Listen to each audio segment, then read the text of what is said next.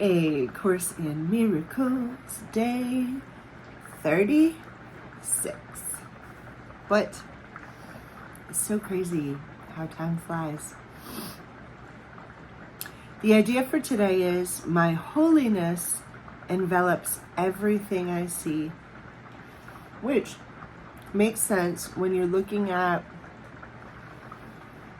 like ideas from the past in this course where they're saying everything you see comes from the past, is from your perceptions, whatever.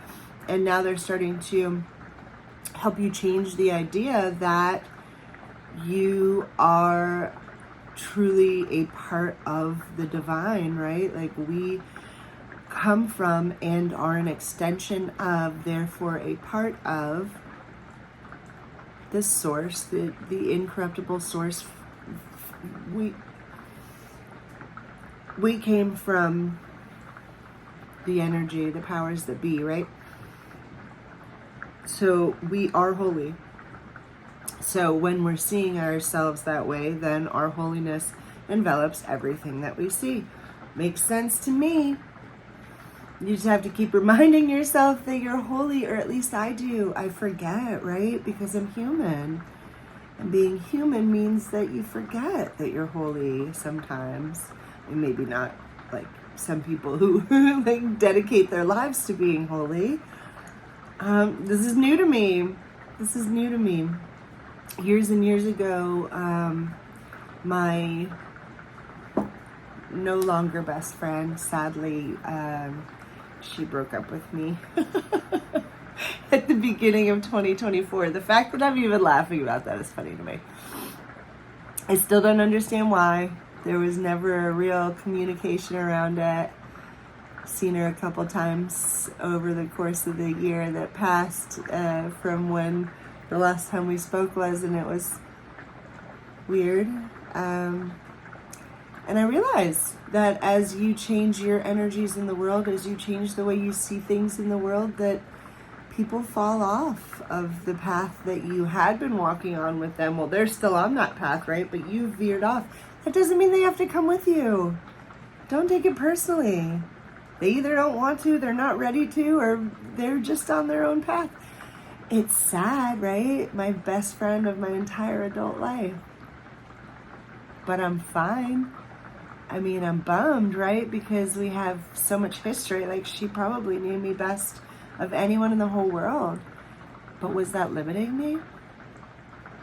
Would I have had the incredible year, 2024, that I had if I was doing the same things with the same people? So anyways, my holiness envelops everything I see. Today's idea extends the idea from yesterday for the perceiver to, from the perceiver to the perceived. You are holy because your mind is part of God. And because you are holy, your sight must be holy as well. Sin means,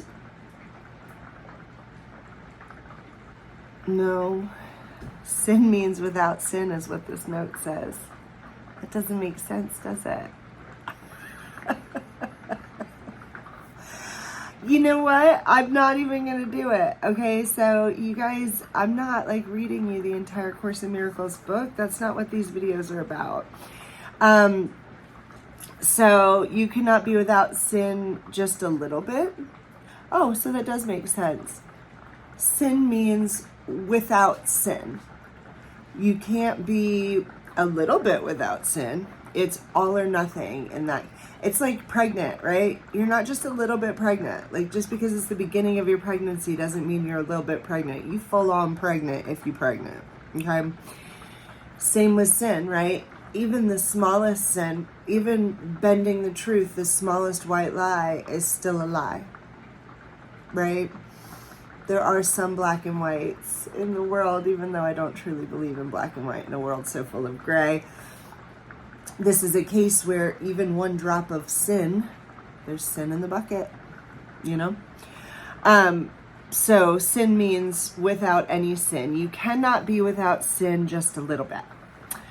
You are sinless or you are not sinless. If your mind is part of God, you must be sinless, or part of his mind would be sinful. Ooh. Your sight is related to his holiness, not your ego, and therefore not to your body. 3 to 5 minutes practice periods are required for today. 3 to 5 minute practice periods. Try to distribute them fairly evenly throughout the day and make the shorter applications very frequent. The longer practice should take the familiar form. Close your eyes and repeat the idea for today several times slowly, and then open your eyes and look around slowly as you're applying the idea specifically to whatever you know in your casual survey, whatever you see, right? Like these plants. My holiness envelops everything I see. Okay, so you get it. That's pretty easy. And several times during these, your eyes open and then continue. So close your eyes, open them again, right? And then for the shorter exercises, close your eyes, look around you as you repeat it again. You can conclude with one more repetition with your eyes closed.